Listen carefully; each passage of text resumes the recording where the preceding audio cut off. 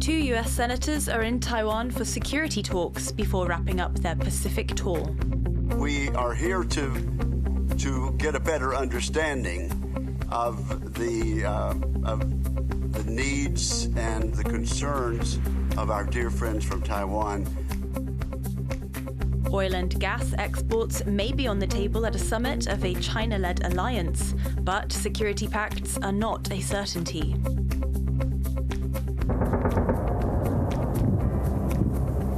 More deadly airstrikes on Kyiv cast doubt on Russia's sincerity about wanting to end its war in Ukraine. Plus, Taiwanese scientists have found a new way to reduce greenhouse gas emissions from cows.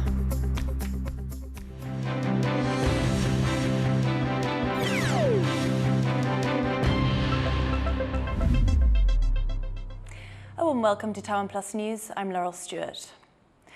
A highly anticipated US delegation led by Senator Roger Wicker has arrived in Taiwan for a two-day visit as part of an Indo-Pacific tour. President Lai Ching-te has met with the group, and as Alan Liu reports, regional security is on the agenda. Taiwan President Lai Ching-te welcomes the U.S. congressional delegation, led by Senate Armed Services Committee Chair Roger Wicker and Deb Fischer. Lai thanked Congress for its multiple initiatives to strengthen Taiwan's security. 台湾位在第一岛链，印太的第一岛链，直接面对威权的威胁。台湾有决心守护国家的安全，台湾也深知有责任维护印太的和平稳定。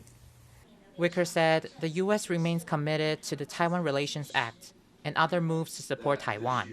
He also looks forward to further conversations on U.S.-Taiwan cooperation. We are here to get a better understanding of the needs and the concerns of our dear friends from Taiwan, but we're also here principally to bring a strong message of friendship and mutual defense for our two democracies. Taiwan is the delegation's last stop of its trip across the region. It also comes before China holds its military parade in early September, and as lawmakers prepare to review Taiwan's new proposed defense budget. Fu Huahong and Ellen Liu for TaiwanPlus. Deterring China is central to the Pentagon's latest national defense strategy, according to Nikkei Asia. The report cited a source saying an 80-page draft document draws on speeches by US Vice President J.D. Vance and the writings of Undersecretary of Defense for Policy, Elbridge Colby. The source says the US aims to stress Taiwan's importance. Colby has called Taiwan China's most vulnerable and strategically significant target. The document will likely be sent to the US Defense Secretary and the White House for review before the end of the month. President Lai Ching-te has thanked Japan and the UK for their commitment to peace and stability in the Taiwan Strait. It comes after Japan and the UK's defence ministers said they are opposed to any use of force to change the cross-strait status quo. In the same joint statement, they called for peace in the Taiwan Strait and for deeper cooperation in the Indo-Pacific. The ministers also welcomed a UK carrier strike group to Japan, where for the first time a British F-35B fighter jet landed on a Japanese carrier. It's a show of growing military collaboration. All eyes are on China as it gets ready to host the Shanghai Cooperation Organization summit. It comes as Chinese President Xi Jinping presses for more regional cooperation, particularly with India and Russia. For more on the upcoming meeting, Alec MacDonald spoke to Jia Ian Chong from the National University of Singapore. The Shanghai Cooperation Organization is set to kick off this Sunday. What can we realistically expect from the meeting? So I think there'll be a lot of announcements to the effect that, they are for stability, they are for world peace. But I suppose beyond that, because this also dovetails with the PRC's big celebration of the victory over Japan in the Second World War. So apart from the sort of optics and the outreach elements, what we'll really have to see is what kind of follow-up that looks like. I think realistically, what we would probably be looking at is some cooperation on the economic front, maybe on the infrastructure, definitely on the energy. India is going to be buying oil from Russia. The PRC is already buying oil from Russia. Russia needs to sell that oil to fuel its war machine in Ukraine. And with that, India's Russian oil imports will reportedly be increased in September per Reuters. So do you think that there could be additional deals between Russia and China or Russia and India at this meeting? So I think probably there will be some discussion about how they together will withstand instability brought on by the tariffs that the Trump administration has put on. I guess what will be interesting to watch is to see whether they directly name the Trump administration or not. I guess what that will signal is the degree to which they are willing to be directly confrontational. The real thing to watch is there will be a lot of grandiose statements that will be pushed out quite a bit by a lot of these PRC media outlets and also, I guess, social media that's supportive of the PRC. And there'll be quite a lot of hay made out of it, but it's about cutting through all of that to see what really goes on, and that might take time. One critique of the SCO and BRICS has both been that members largely deliver statements for one another without actually delivering real tangible results. Do you think that could change after this Sunday? So the statements provide a coordinating function. So a lot of the BRICS and the SCO stuff have been statements, but where there's been follow-up is where, for instance, the PRC has been investing in rail in Central Asia. They've been doing a lot more trade and investment in Central Asia to get things like rare earths, to get things like energy. So those, I suppose, come on the heels of the SCO and BRICS stuff, basically because they sort of the leaders have set the tone, and everyone else can then sort of look at where they can follow up. So it has that function, but the sort of high-end stuff that we've heard about some sort of mutual security, I don't think any of the SCO members are ready for it. Just like with BRICS, I don't think anybody's quite ready to move towards complete de-dollarization at this point. That was Jia Ian Chong from the National University of Singapore. At least 15 people are dead in Kyiv after a fresh Russian attack. Moscow says it's ready to talk about ending its war with Ukraine, but there are some doubts about what's next for diplomacy. John Van Trieste reports. Russian missiles and drones pounded Kyiv overnight Thursday in the deadliest attack on the city since July, part of an assault on targets across Ukraine. Ukraine says at least 15 are dead, 4 of them children.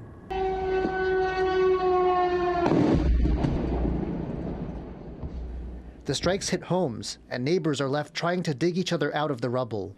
The missile hit, and people were simply thrown by the impact. They were just lying there. There was a woman, a wife, and a child. The woman was under a cement block. Her head was cut, split open. She was under this block, and we weren't able to lift it. It was only lifted when the emergency services came, but she couldn't be saved.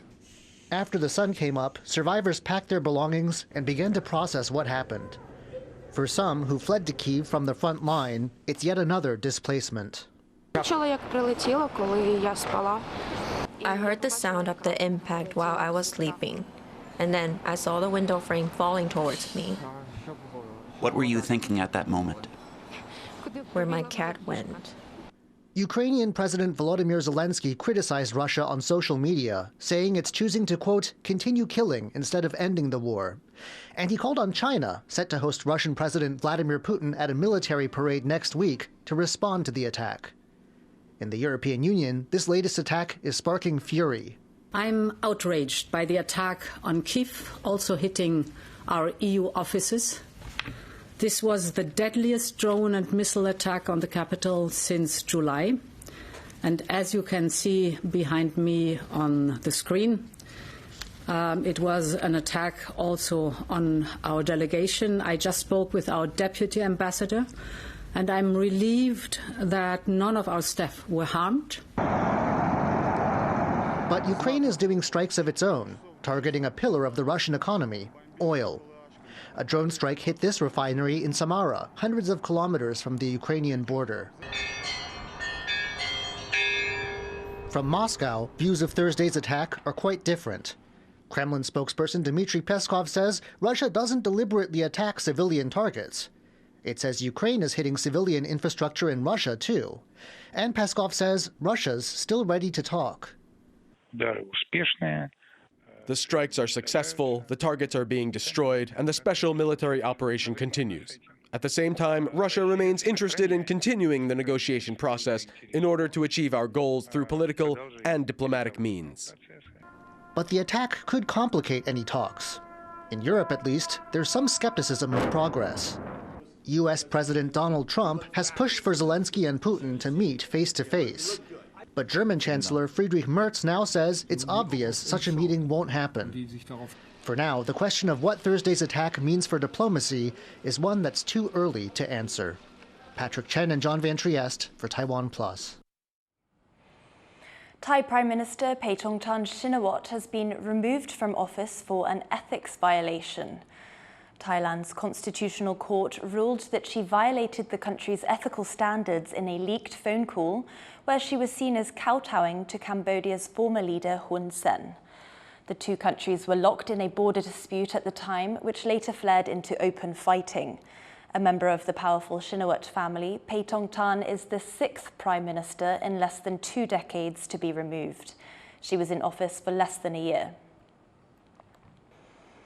Protesters in Indonesia are mourning a ride service driver who died during a clash between protesters and police.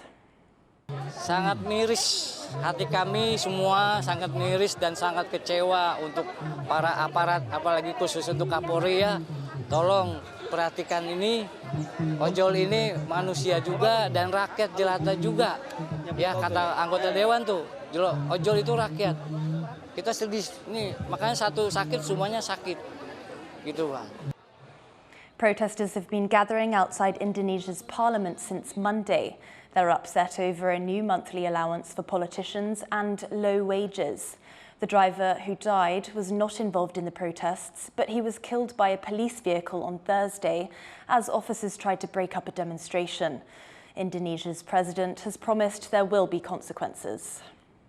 Saya sudah perintahkan agar insiden tadi malam diusut secara tuntas dan transparan, serta petugas-petugas yang terlibat harus bertanggung jawab. The president's words have not stopped the protests, and tension in the streets continue to rise. Coming up after the break, Flag Fracas, a Taiwanese cultural performance at the World Expo in Osaka, was forced to make a last-minute change. More on that soon.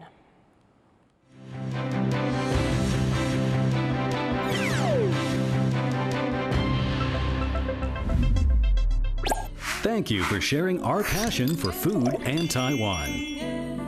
Veggie Island explores the vibrant world of plant-based cuisine. Wow, this is amazing. While Taiwan on the Rocks uncovers the stories and craftsmanship behind every sip. Have you ever tried Taiwanese beer? Are you ready to taste even more of Taiwan? In the face of adversity, the power of truth. A roadmap for a just and open world, charted by the freest country in Asia. Taipei for TaiwanPlus. TaiwanPlus News, a voice of freedom in Asia.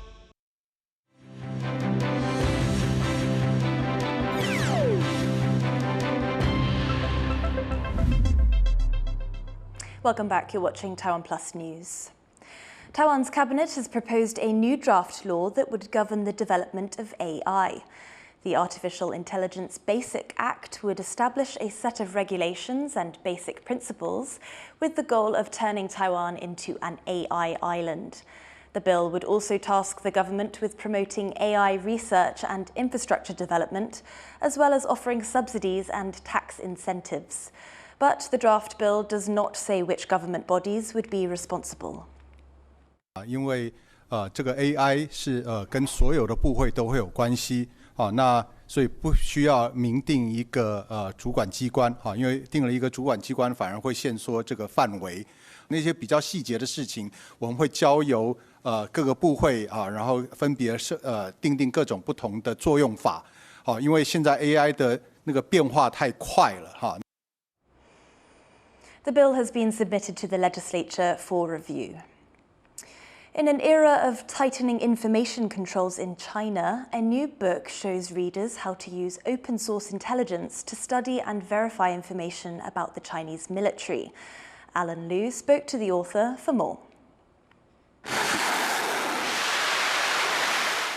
At first glance, these might just look like propaganda.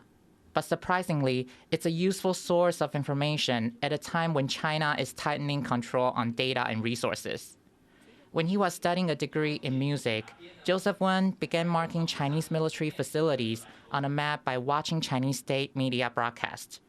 4 years on, the map has grown to over 7,000 entries and is now a key open source resource for tracking China's People's Liberation Army activities.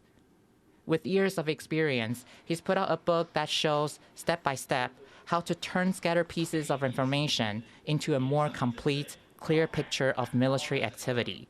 其实欧美国家研究解放军，研究公开情报的书，教你怎么用公开情报的书非常多，但是从来没有一本书是如何用公开情报来研究解放军。One of Wen's most recent findings was the discovery of the POA's new Information Support Force. Beijing founded the force in April 2024, tasking it with joint operations such as combining the military space, cyber, and electromagnetic capabilities. This marks a shift in how China sees its future priorities and the ways it plans to wage modern wars. 那信息支援部队，虽然说不像是海空军甚至是解放军陆军这样子是第一线作战部队，但是如果这些入侵他国的部队或是就是武力犯台的部队没有信息支援部队的资源的话，它是不可能继续接续作战的。所以信息支援部队其实也是扮演非常关键的角色。With free and simple tools like Google Earth, Joseph Wen shows that gathering information on the Chinese military is no longer limited to government officials or experts. Now, anyone can identify and even debunk China's often cryptic messages about the POA. Joseph Wu and Alan Liu for TaiwanPlus. An image showing Taiwan's national flag at the World Expo in Osaka has sparked controversy.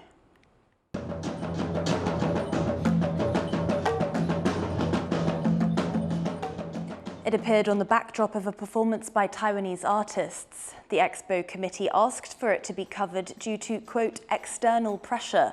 That could mean from China, which objects to any displays of Taiwan's national symbols at international events.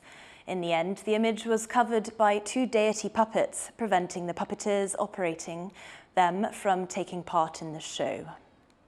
因为就真的是表演在即，因为我们真的是处理到最后15分钟，这个方案才完全定下来，对吧？所以就以这样的状态上来说的话，我们又只能接受。然后因为这个演出是串在一起的，牵一发动全身，对，那这样子其实大家都其实带着一份就是其实有一点受影响，可能有一点点沮丧，或是有一点点不甘的心态吧。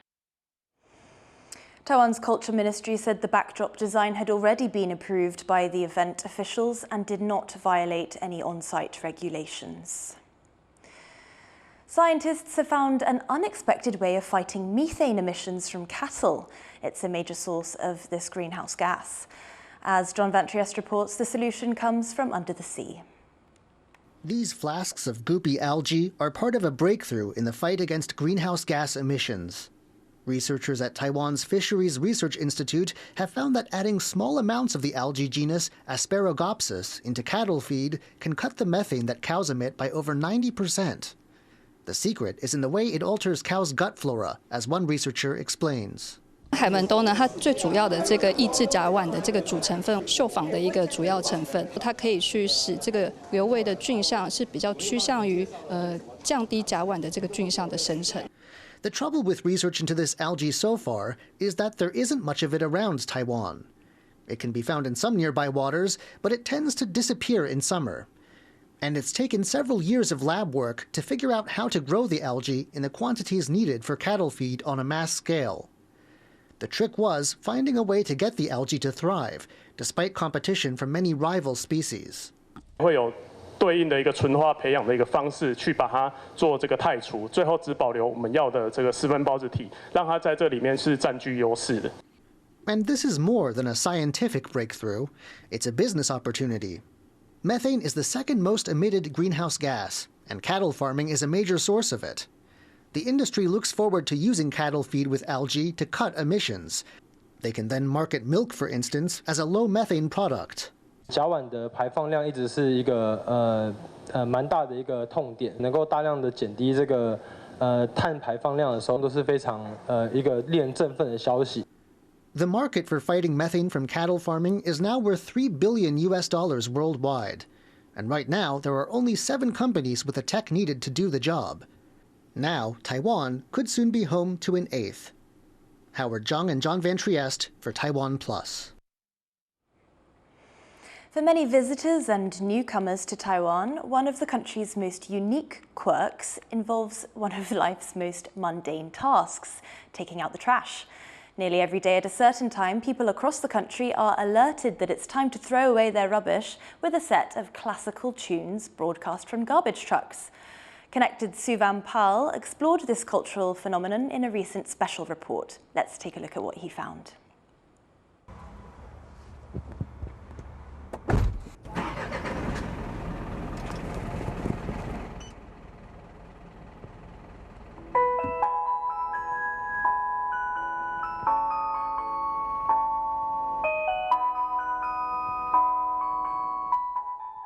I first came to Taiwan in 1982 to study Mandarin. So at the same time, the trash receptacles in Taiwan look like post boxes. Meanwhile, the garbage trucks sound like ice cream trucks, so it's all very confusing.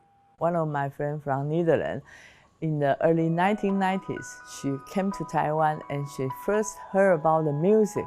She thinks, wow, what a place.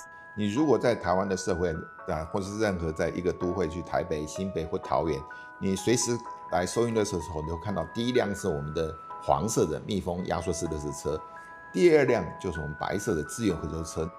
This is Maiden Sprayer by Polish composer Tekla Bondarzewska. Tekla Bondarzewska is a very fascinating figure in Polish history. And it's the melody that's used by the garbage trucks here in Taiwan.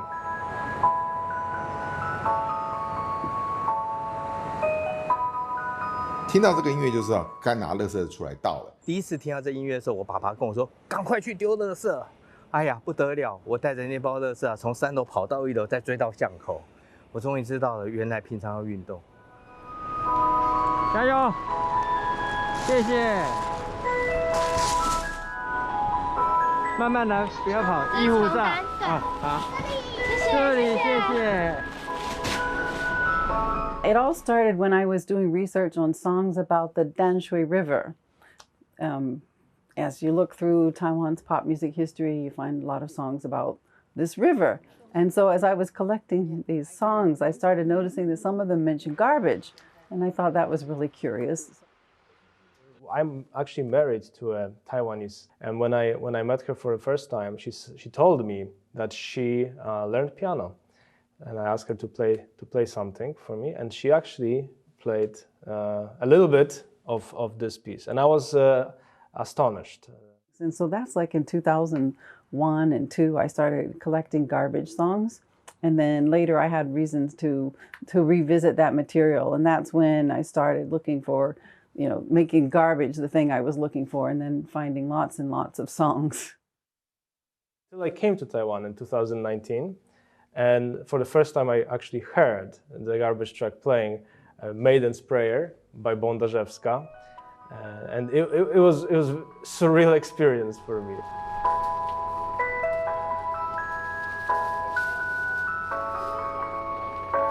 那就是垃圾不落地，也就是说，我听到音乐，垃圾车来了，我们民众才把垃圾拿去丢，这就是垃圾不落地。I think it's around mid-1990s. So during that time, government starting to think about, is there any way we need to do? So therefore, they starting to decided to developing the establishing more of the incinerator to burn out the garbage. 所以我们在几个都会区啊做过一些很多的试验之后，觉得还是用放音乐，然后垃圾不落地的方式来收运垃圾是最干净卫生的，又可以维持我们街道的整洁。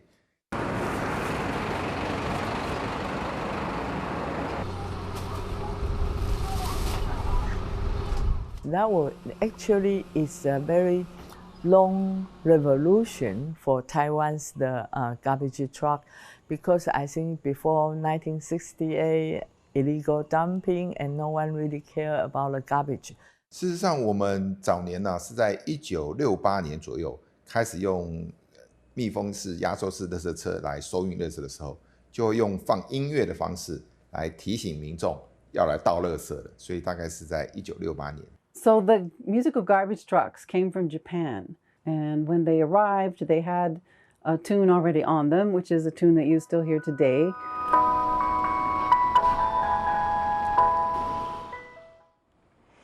To watch the full report and more episodes of Connected, head over to the TaiwanPlus website or YouTube. Thank you for watching TaiwanPlus News. You can visit the TaiwanPlus website or follow our social media for more stories from Taiwan and around the world. Before we go, check out the Sound and Light show at the Notre Dame Cathedral in France. I'm Laurel Stewart. Take care and see you next time.